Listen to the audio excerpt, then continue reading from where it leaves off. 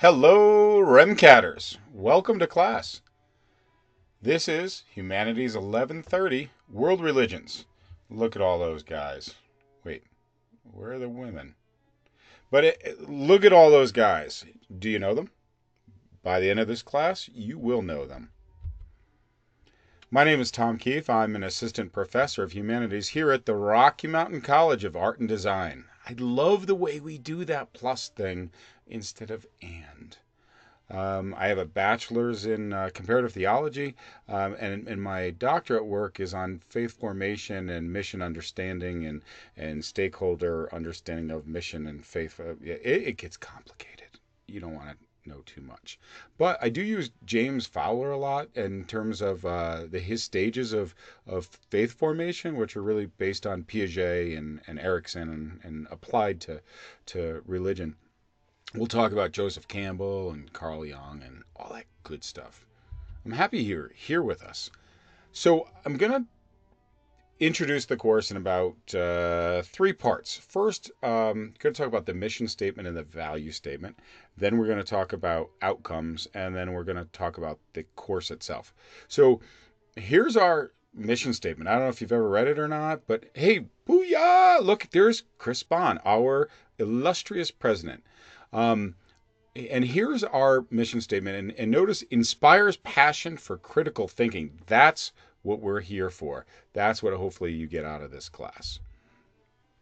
So the way a mission statement works is the mission statement is something short and sweet. You should be able to memorize it, put it on letterhead, and all that kind of stuff. Vision statements then are how do you act out, or how does the mission statement look? I want to point out that third bullet point in particular, self-reflection. Yes, this is an academic class. We're going to be studying, looking at, and discussing faith and religion from an academic perspective. We'll bring in some guest speakers and to present on a faith perspective. But what I want you to be able to get out of this is to self-reflect, and it's that internalization of knowledge that I think is the root of learning. So here's the second stage here in the introduction. We're going to talk about outcomes. There are 3 outcomes: institutional outcomes, programmatic, easy for me to say, outcomes, and the course outcomes themselves. So institutional outcomes. This is what Rocky Mountain College of Art and Design wants a graduate to be able to do, right? So there are 4, look at that, 4, Roman numeral 1, 2, 3, and 4, outcomes that the institution wants. Cultural competence. Well, that fits with our class perfectly, right? Because we're going to be looking at cultural foundations and a global context, right? We're going to be looking at an awareness of ethics from diverse viewpoints. Easy peasy. Communication competence. This speaks to not just the term paper where we're going to be writing, but also how we communicate orally in our discussions, whether it be LMS or whether it be in our class discussions verbally. How do we listen? How do we process? How do we give feedback with a respectful attitude and hopefully an inquisitive attitude as well? Third one doesn't really fit with us, design competence. That perfectly fits with most of your other courses, but maybe not so much in the liberal arts. And then, hey, critical thinking again. We're going to be talking about critical thinking. Oh, what else? Oh, we're going to talk about critical thinking. It's about critical thinking and applying that critical thinking to the curriculum. Hey, and there's BMAC, the big guy. So here's our department mission. As a liberal arts department, we have our own mission, and we want to build the capacity to think critically. Look at that. See how he flipped it like that? Critical thinking became thinking critically. That's why he has a PhD. We're going to think critically about our lives, our work, and the larger world. One of the questions, though, we get all the time as liberal arts professors is how does this fit in with what I'm doing? I'm an artist. I'm an art major. Why am I taking these classes? Why do I have to take these classes? Well, I want to highlight these 3 points here. We're looking at things from multiple perspectives. You study that in art too. We're just applying the same skill from an intellectual or academic perspective, as opposed to an aesthetic and artistic and experiential perspective, right? We're going to contextualize knowledge because, in my opinion, well, I mean, I'm a nerd, geek, dork, whatever you want to call me. I love knowledge for the sake of knowledge, and I could knowledge all day. I wake up sometimes I don't even know I'm knowledging, right? But but in the real world, we want to be able to contextualize knowledge. Like how does what I'm learning apply to my life experience, what I am doing, and who I am, and how I am arting. See how I did that? How making art into a verb. But the last thing is really important to me. Becoming self-directed learners. People often ask me, what do you do? I'm a teacher. Well, what do you teach? Well, I don't really like to give direct answers. Um, so I have about three go-to coy answers I give. Hey, Tom, what do you teach? I teach critical thinking. Booyah, right? We talked about that already. Hey, Tom, what do you teach? I teach life. Doesn't get any better than that, right? Um, I had a student give me a feedback once, and well, it wasn't to me, but it got back to me. It was two questions, or maybe it was just an open statement question. What'd you get out of this class? And he wrote two statements. Number one, in Professor Keefe's class, we did nothing. Huh? What? What are you doing to me? Statement two. In Mr. Keefe's class, I learned more than I learned in any other classes. Well, whether that's true or not, what I think that the student was getting towards is that we're talking about life issues, not, is the answer A or is it C? I can't figure out how to fill out my Scantron bubble sheet. But the third one, hey, Tom, what do you teach? And this is what I really want to shout at everybody. I want to be a teacher who teaches passion. I want my students, my co-learners, to be passionate about their own education and be passionate about learning, and that becomes a life skill, right? It goes on and on and on, kind of like I go on and on and on. Here's a Wordle. These were huge a few years ago, but again, like, what is it about the liberal arts that's important? We hope to teach understanding of perspective. We want to engage. We want to develop a global outlook. We want people to think critically. We want to be able to communicate.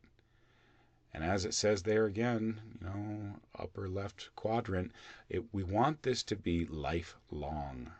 This whole discourse and foundation for critical thinking. All right. So how do we do that at the programmatic level, right? In our department. Well, these are our department outcomes. We talked about institutional outcomes. These are the programmatic outcomes. And the first one, critical thinking. We're applying an academic perspective to a faith formation, faith tradition inquiry, right? Last one, similarly, critical engagement through discussion and writing. I just leave the top one up there. I don't even know what that means. Students demonstrate discipline specific knowledge. I would hope so. I don't know what that is. That discipline like go to the principals? No, that's something else. And the last one, and here's our. I mean, it's a religion class. I can say this. Here's our come to Jesus moment, right? This is something that we all, as stakeholders at REMCAD, need to be better at. I need to be better as an instructor. A lot of my experience with students is they need to be better as students, and I think the community as a whole needs to be better about citations. We stand on the shoulders of giants. We learn from those who have come before us. When you become an art critic, an artist, a member of the community, a practitioner, when you want to be referenced, it's your work, right? We owe it to the people who have come before us. We need to cite better. It's my understanding that most art work is cited in CMS, Chicago Manual of Style.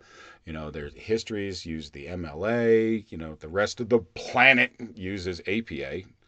No bias there, right? Um, it's kind of like the metric system. APA is the metric system of citation. And we kind of wonder why the rest of the United States uses still the English system. And as a tangent, the English don't use never mind. I digress. We need to get better at citing. Use the Student Learning Center. Okay, Chloe, Ian, the student tutors, they're all awesome. They want to teach you CMS. They live, breathe, and die for CMS. All right, here's our course description. I don't need to read this to you. You read this all the time. I mean, it's like what, NFL draft day, right? Like, we all can't wait till Neely gets the new academic catalog out, right? Oh, what calf was submitted, and how did curriculum committee interpret that calf, and how is it going to play out in the new academic catalog? So, I mean, we don't need to get into this. You read this all the time. It's my going to bed, book that I read to my kids. I love it. You love it. They love it. We all love it. So we are studying world religions, NESPA.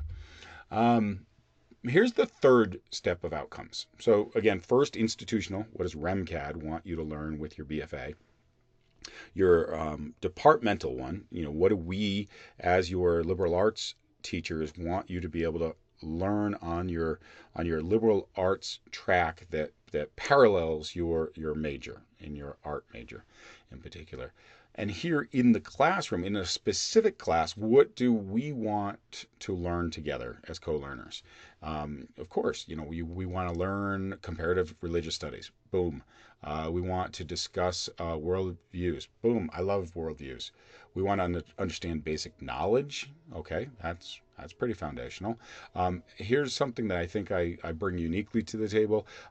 We want to understand academic methodology. I have a rubric template kind of thing that I bring, and I want you to. It's a way to organize your thoughts, and in the beginning, it's a way to learn.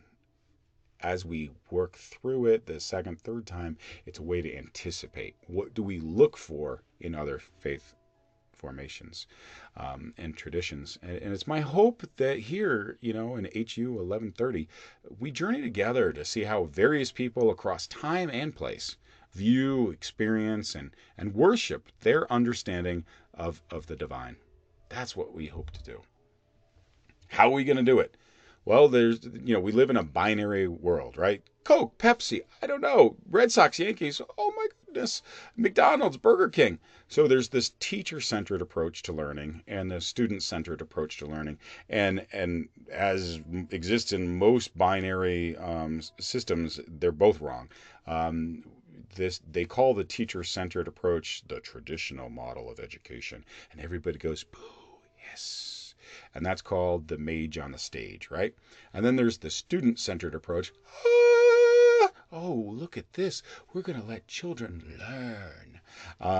But that's a little pie in the sky as well.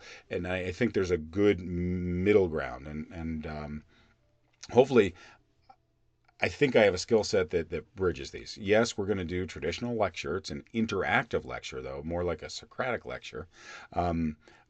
Formal authority, expert, whatever. Yeah, well, I did go to college and graduate school and postdoc, and so I do have a little bit more of an academic understanding than maybe some of the people in the class have, but that doesn't devalue the fact that you all, my co-learners, my peers, you all bring stuff to the table, right? You come from different faith traditions, no faith tradition.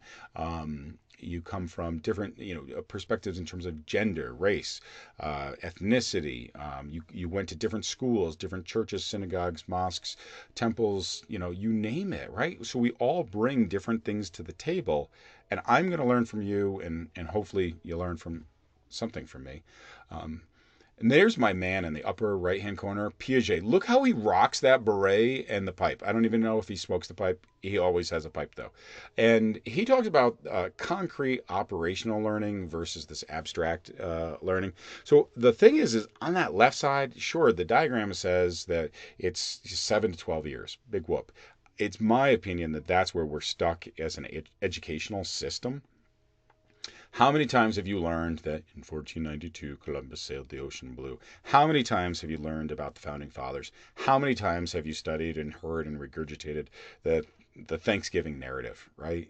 Um, that's the concrete operational regurgitative models and stages of learning. What we're going to do, hopefully, we're going to build on this abstract, this empathetic, this theoretical worldview, multiple worldviews, and we're going to deepen it and apply it in different ways. And we're going to do that only. We're only going to do it well if we're doing it together. So, what do you need to know? Participate. I need you to be my co teacher. I need you to be my co learner. We're going to learn and we're going to laugh. And we're going to use LMS a little bit because, especially in terms of different modalities of learning, kinesthetic, visual, audio. Right? We have introverts. We have extroverts. We have people who process quickly. We have people who process slowly, and even in a single being, just to take myself as an example. So in the moment, I have one thought that I share out loud in class discussion, but then as I process and reflect, I might have a different perspective or be able to articulate it in a different way in LMS. And so we're just tapping all those different functionalities and modalities of learning, and we're just learning synergistically together. Week 4, we'll have a traditional midterm. Week 8, we'll have a traditional final and a term paper / project. And you're going to all be experts at CMS because you're going to be using the REMCAD library and the Student Learning Center. And we'll all be gods of the Chicago Manual of Style by the end of this. Can I say that? It's a religion class. We're all going to be gods. I don't know. Is that too much? Hey, just want to say welcome to class. I'm happy that you're here. I'm happy that I'm here. And, we're going to learn together.